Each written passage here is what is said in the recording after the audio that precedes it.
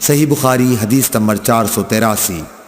موسیٰ بن عقبہ نے کہا کہ میں نے سالم بن عبداللہ بن عمر رضی اللہ تعالیٰ عنہ کو دیکھا کہ وہ مدینے سے مکے تک راستے میں کئی جگہوں کو ڈھونڈ کر وہاں نماز پڑھتے اور کہتے کہ ان کے باب حضرت عبداللہ بن عمر رضی اللہ تعالیٰ عنہ بھی ان مقامات پر نماز پڑھا کرتے تھے، اور انہوں نے رسول اللہ صلی اللہ علیہ وسلم کو ان مقامات پر نماز پڑھتے ہوئے دیکھا ہے۔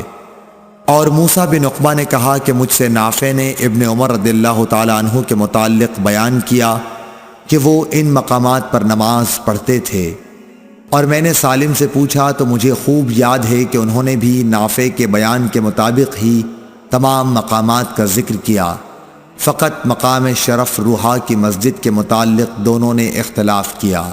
صحیح بخاری حدیث نمبر 484۔ موسیٰ بن عقبہ کو عبداللہ بن عمر رضی اللہ تعالیٰ عنہ نے خبر دی کہ حضرت صلی اللہ علیہ وسلم جب عمرے کے قصد سے تشریف لے گئے اور حجۃ الوداع کے موقع پر جب حج کے لیے نکلے تو آپ نے ذوالحلیفہ میں قیام فرمایا۔ ذوالحلیفہ کی مسجد کے قریب آپ ایک ببول کے درخت کے نیچے اترے، اور جب آپ کسی جہاد سے واپس ہوتے اور راستہ ذوالحلیفہ سے ہو کر گزرتا یا حج یا عمرے سے واپسی ہوتی تو آپ وادی عتیق کے نشیبی علاقے میں اترتے، پھر جب وادی کے نشیب سے اوپر چڑھتے تو وادی کے بالائی کنارے کے اس مشرقی حصے پر پڑاؤ ہوتا جہاں کنکریوں اور ریت کا کشادہ نالہ ہے، یعنی بطحا میں۔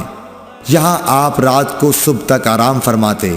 یہ مقام اس مسجد کے قریب نہیں ہے جو پتھروں کی بنی ہے، آپ اس ٹیلے پر بھی نہیں ہوتے جس پر مسجد بنی ہوئی ہے۔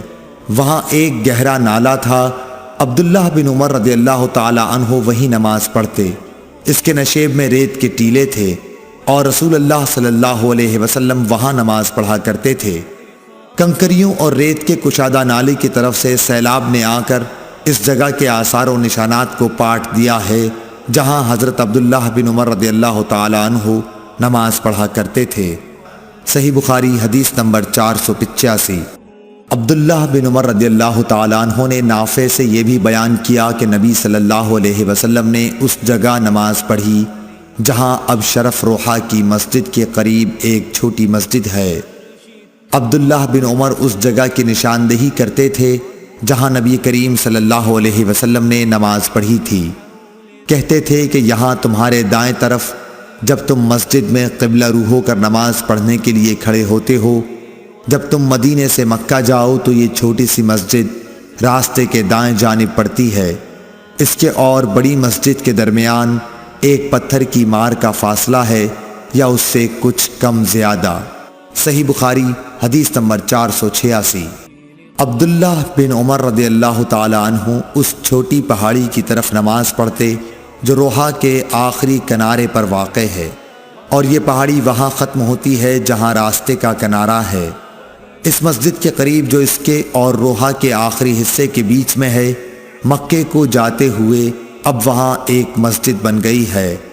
عبداللہ بن عمر رضی اللہ تعالی عنہ اس مسجد میں نماز نہیں پڑھتے تھے بلکہ اس کو اپنے بائیں طرف مقابل میں چھوڑ دیتے تھے اور آگے بڑھ کر خود پہاڑی ارق طیبہ کی طرف نماز پڑھتے تھے۔ عبداللہ بن عمر رضی اللہ تعالی عنہ جب روحا سے چلتے تو ظہر کی نماز اس وقت تک نہ پڑھتے جب تک اس مقام پر نہ پہنچ جاتے، جب یہاں آ جاتے تو ظہر پڑھتے، اور اگر مکے سے آتے ہوئے صبح صادق سے تھوڑی دیر پہلے یا سحر کے آخر میں وہاں سے گزرتے تو صبح کی نماز تک وہیں آرام کرتے اور فجر کی نماز پڑھتے۔ صحیح بخاری حدیث نمبر 487۔ عبداللہ بن عمر رضی اللہ تعالی عنہ نے بیان کیا کہ نبی کریم صلی اللہ علیہ وسلم راستے کے دائیں طرف مقابل میں ایک گھنے درخت کے نیچے وسیع اور نرم علاقے میں قیام فرماتے جو قریہ رویسا کے قریب ہے۔ پھر آپ اس ٹیلے سے جو رویسا کے راستے سے تقریباً 2 میل کے فاصلے پر ہے چلتے تھے۔ اب اس درخت کا اوپر کا حصہ ٹوٹ گیا ہے اور درمیان میں سے دوہرا ہو کر جڑ پر کھڑا ہے، اس کی جڑ میں ریت کے بہت سے ٹیلے ہیں۔ صحیح بخاری حدیث نمبر 488۔ عبداللہ بن عمر رضی اللہ تعالی عنہ نے نافع سے یہ بیان کیا کہ نبی صلی اللہ علیہ وسلم نے قریہ ارج کے قریب اس نالے کے کنارے نماز پڑھی جو پہاڑ کی طرف جاتے ہوئے پڑتا ہے۔ اس مسجد کے پاس 2 یا 3 قبریں ہیں، ان قبروں پر اوپر تلے پتھر رکھے ہوئے ہیں۔ راستے کے دائیں جانب ان بڑے پتھروں کے پاس جو راستے میں ہیں، ان کے درمیان میں ہو کر نماز پڑھی۔ عبداللہ بن عمر رضی اللہ تعالی عنہ قریہ ارج سے سورج ڈھلنے کے بعد چلتے اور ظہر اسی مسجد میں آ کر پڑھا کرتے تھے۔ صحیح بخاری حدیث نمبر 489۔ عبداللہ بن عمر نے نافع سے بیان کیا کہ رسول اللہ صلی اللہ علیہ وسلم نے راستے کے بائیں طرف ان گھنے درختوں کے پاس قیام فرمایا جو ہرشا پہاڑ کے نزدیک نشیب میں ہیں۔ یہ ڈھلوان جگہ ہرشا کے ایک کنارے سے ملی ہوئی ہے۔ یہاں سے عام راستے تک پہنچنے کے لیے تیر کی مار کا فاصلہ ہے۔ عبداللہ بن عمر رضی اللہ تعالی عنہ اس بڑے درخت کی طرف نماز پڑھتے تھے جو ان تمام درختوں میں راستے سے سب سے زیادہ نزدیک ہے، اور سب سے لمبا درخت بھی یہی ہے۔ صحیح بخاری حدیث نمبر 490۔ عبداللہ بن عمر رضی اللہ تعالی عنہ نے بیان کیا کہ نبی کریم صلی اللہ علیہ وسلم اس نالے میں اترا کرتے تھے جو وادی مر الظہر ان کے نشیب میں ہے۔ مدینے کے مقابل جبکہ مقام صفراواد سے اترا جائے، نبی کریم صلی اللہ علیہ وسلم اس ڈھلوان کے بالکل نشیب میں قیام کرتے تھے۔ یہ راستے کے بائیں جانب پڑتا ہے جب کوئی شخص مکہ جا رہا ہو۔ راستے اور رسول اللہ صلی اللہ علیہ وسلم کی منزل کے درمیان صرف ایک پتھر ہی کے مار کا فاصلہ ہوتا۔ صحیح بخاری حدیث نمبر 491۔ عبداللہ بن عمر رضی اللہ تعالی عنہ نے بیان کیا کہ نبی صلی اللہ علیہ وسلم مقام ذی طویٰ میں قیام فرماتے اور رات یہیں گزارا کرتے تھے، اور صبح ہوتی تو نماز فجر یہیں پڑھتے۔ مکہ جاتے ہوئے یہاں نبی کریم صلی اللہ علیہ وسلم کے نماز پڑھنے کی جگہ ایک بڑے سے ٹیلے پر تھی، اس مسجد میں نہیں جو اب وہاں بنی ہوئی ہے، بلکہ اس سے نیچے ایک بڑا ٹیلہ تھا۔ صحیح بخاری حدیث نمبر 492۔ عبداللہ بن عمر رضی اللہ تعالی عنہ نے بیان کیا کہ نبی کریم صلی اللہ علیہ وسلم نے اس پہاڑ کے دونوں کونوں کا رخ کیا جو اس کے اور جبل طویل کے درمیان کعبے کی سمت ہیں۔ آپ اس مسجد کو جو اب وہاں تعمیر ہوئی ہے اپنی بائیں طرف کر لیتے، ٹیلے کے کنارے، اور نبی کریم صلی اللہ علیہ وسلم کے نماز پڑھنے کی جگہ اس سے نیچے سیاہ ٹیلے پر تھی۔ ٹیلے سے تقریباً 10 ہاتھ چھوڑ کر پہاڑ کی دونوں گھاٹیوں کی طرف رخ کر کے نماز پڑھتے جو تمہارے اور کعبے کے درمیان ہے۔ صحیح بخاری حدیث نمبر 493۔ عبداللہ بن عباس رضی اللہ تعالی عنہ نے فرمایا کہ میں ایک گدھی پر سوار ہو کر آیا۔ اس زمانے میں بالغ ہونے والا ہی تھا۔ رسول اللہ صلی اللہ علیہ وسلم منا میں لوگوں کو نماز پڑھا رہے تھے، لیکن دیوار آپ کے سامنے نہ تھی۔ میں صف کے بعض حصے سے گزر کر سواری سے اترا اور میں نے گدھی کو چرنے کے لیے چھوڑ دیا اور صف میں داخل ہو گیا، پس کسی نے مجھ پر اعتراض نہیں کیا۔ صحیح بخاری حدیث نمبر 494۔ عبداللہ بن عمر رضی اللہ تعالی عنہ سے روایت ہے کہ رسول اللہ صلی اللہ علیہ وسلم جب عید کے دن مدینے سے باہر تشریف لے جاتے تو چھوٹے نیزے کو گاڑنے کا حکم دیتے۔ وہ جب آپ کے آگے گاڑ دیا جاتا تو آپ اس کی طرف رخ کر کے نماز پڑھتے اور لوگ آپ کے پیچھے کھڑے ہوتے۔ یہی آپ صلی اللہ علیہ وسلم سفر میں بھی کیا کرتے تھے۔ مسلمانوں کے خلفاء نے اسی وجہ سے برچھا ساتھ رکھنے کی عادت بنا لی ہے۔ صحیح بخاری حدیث نمبر 495۔ شعبہ نے بیان کیا عون بن ابی جحیفہ سے، کہا میں نے اپنے باپ وہب بن عبداللہ سے سنا کہ نبی صلی اللہ علیہ وسلم نے لوگوں کو بطحا میں نماز پڑھائی۔ آپ کے سامنے انزا ڈنڈا جس کے نیچے پھل لگا ہوا ہو گاڑ دیا گیا تھا۔ چونکہ آپ مسافر تھے اس لیے ظہر کی 2 رکعت اور عصر کی 2 رکعت ادا کیں۔ آپ صلی اللہ علیہ وسلم کے سامنے سے عورتیں اور گدھے گزر رہے تھے۔ صحیح بخاری حدیث نمبر 496۔ سہل بن سعد نے بیان کیا کہ نبی کریم صلی اللہ علیہ وسلم کے سجدہ کرنے کی جگہ اور دیوار کے درمیان ایک بکری کے گزر سکنے کا فاصلہ رہتا تھا۔ صحیح بخاری حدیث نمبر 497۔ سلمہ بن عقور رضی اللہ تعالی عنہ نے فرمایا کہ مسجد کی دیوار اور ممبر کے درمیان بکری کے گزر سکنے کے فاصلے کے برابر جگہ تھی۔ صحیح بخاری حدیث نمبر 498۔ نافع نے عبداللہ بن عمر رضی اللہ تعالی عنہ کے واسطے سے خبر دی کہ نبی صلی اللہ علیہ وسلم کے لیے برچھا گاڑ دیا جاتا، آپ اس کی طرف نماز پڑھتے تھے۔ صحیح بخاری حدیث نمبر 499۔ عون بن ابی جحیفہ نے بیان کیا کہ میں نے اپنے باپ ابو جحیفہ وہب بن عبداللہ سے سنا، انہوں نے کہا کہ رسول کریم صلی اللہ علیہ وسلم دوپہر کے وقت باہر تشریف لائے، آپ کی خدمت میں وضو کا پانی پیش کیا گیا جس سے آپ نے وضو کیا، پھر ہمیں آپ نے ظہر کی نماز پڑھائی اور عصر کی۔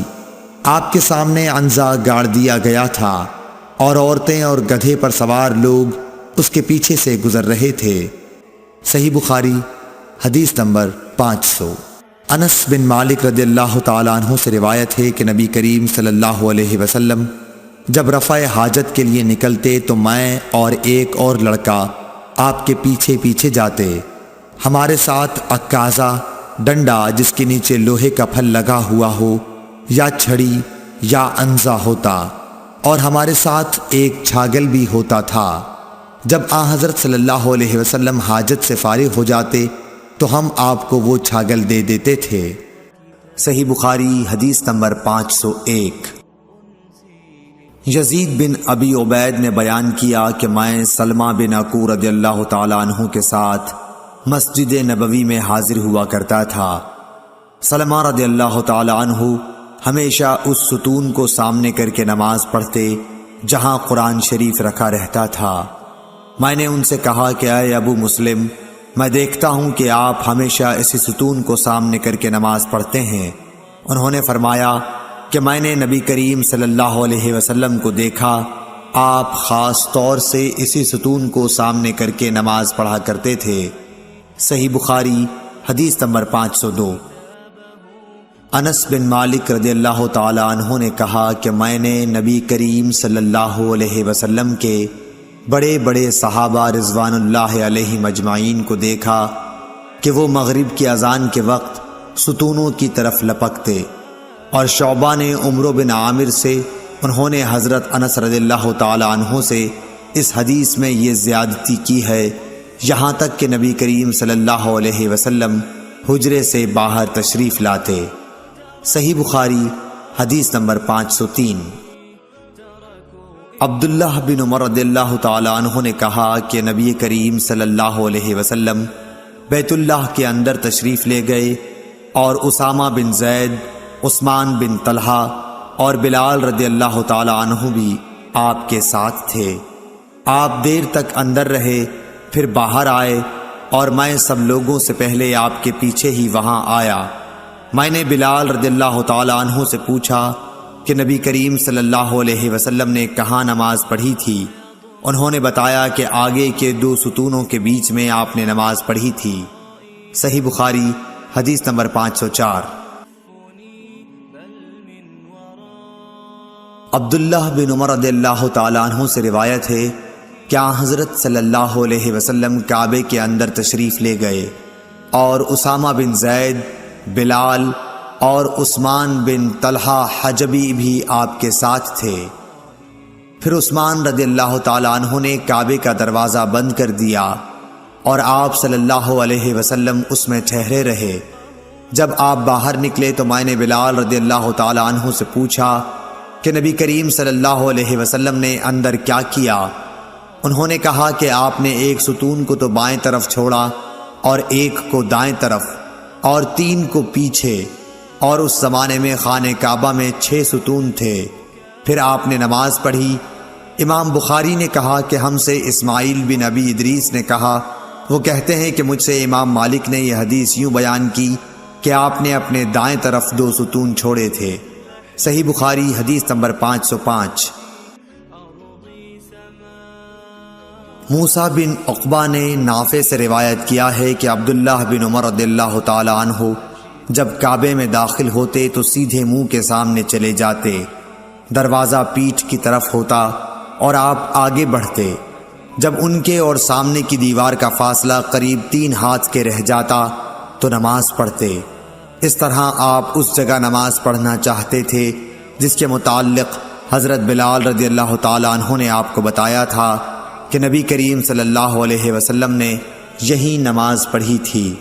آپ فرماتے تھے کہ بیت اللہ میں جس کونے میں ہم چاہیں نماز پڑھ سکتے ہیں، اس میں کوئی قباحت نہیں ہے۔ صحیح بخاری حدیث نمبر 506۔